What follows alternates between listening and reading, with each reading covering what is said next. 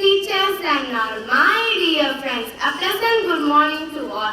World Nature Conservation Day is celebrated on 28th July every year.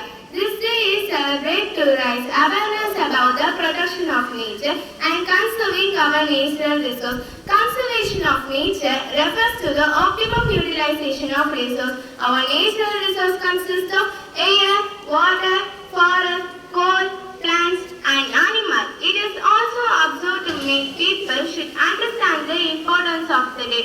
We should always keep our nature clean